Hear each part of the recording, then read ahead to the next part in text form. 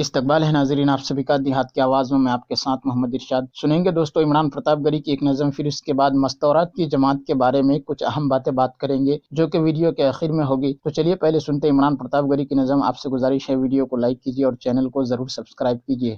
اس عدالت میں فیصلہ ہوگا۔ بہت شکریہ، بہت محبتیں۔ یہاں بہت دن بعد امن سے ملاقات ہوئی، پیارے چھوٹے ساتھی۔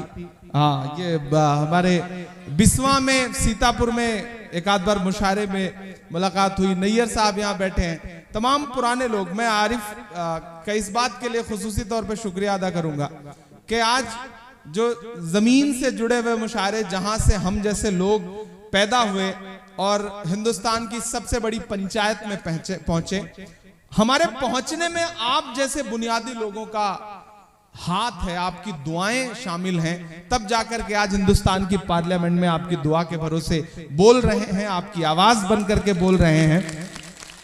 یہ آپ کی دعاؤں کے وجہ سے ہوا ہے۔ میں کوشش کرتا ہوں آپ سے جوڑنے کی۔ میں خاک بسر نامی و مشہور بھی نہ تھا، میں خاک بشر نامی و مشہور بھی نہ تھا، شعر و سخن کا گھر میں تو دستور بھی نہ تھا۔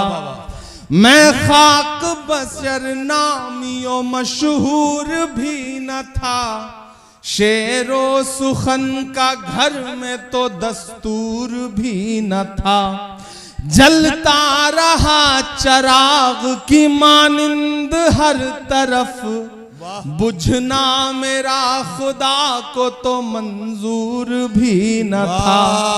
اس نے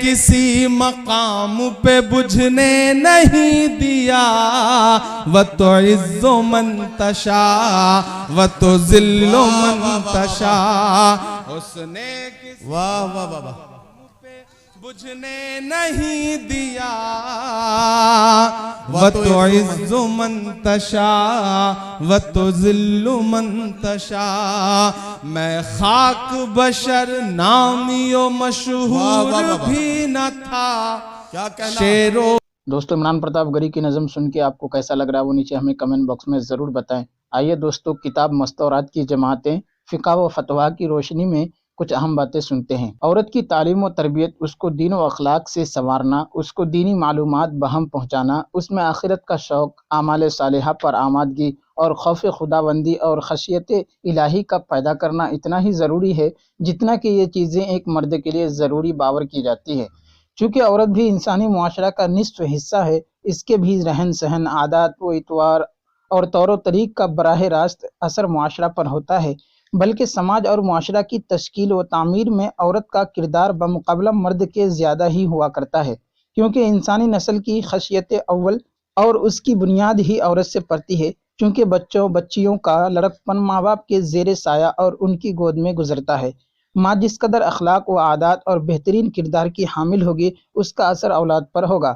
اس کے بالمقابل اگر ماں بد اخلاق، بے کردار یا بد چلن ہو تو اس کے گود سے تیار ہونے والی انسانی کھیپ بھی انہی حامل ہوگی، جو آئندہ چل کر معاشرے کے بگاڑ و خراب اور اس کے لیے اخلاقی بحران کا باعث ہوگی۔ اگر یہ کہا جائے تو بے جانا ہوگا کہ آج جس قدر بھی برائی، منکرات کا شیوع، دین و ایمان سے دوری، غیر ضروری رسوم و رواج کا چلن اور صرف دنیا داری کے لیے جو دور دھوپ ہے، اس میں برادخل گھر کی عورتوں کی بے دینی کا نتیجہ ہے۔ اگر گھر کی عورت اعمال و اخلاق کی حامل ہوگی اور اس میں دین و آخرت کا شوق ہوگا تو اس کا اثر تمام اہل خانہ پر ہوگا اور گھر میں دینی فضا اور ماحول بپا ہوگا، رسوم و رواج کا چلن کم ہوگا، تھوڑی سی دنیا پر صبر و شکر کے ساتھ کام چلے گا۔ اگر عورت بے دین رہے گی تو آدمی گھر کے باہر کس قدر بھی دیندار کیوں نہ ہوگا، گھر کا ماحول اور اس کے مسائل اور اس کے مشکلات اسے بے دینی کی طرف لے جائیں گے۔ الغرض یہ کہ عورت کی دینداری کا اثر پورے گھر، ماحول اور معاشرہ پر ہوتا ہے، اس لیے اسے دیندار بنانا اور اس کے لیے مناسب ذرائع اور کرنا کہ اس کی وجہ سے عورتوں میں دینداری آئے، یہ مردوں کی ذمہ داری ہے۔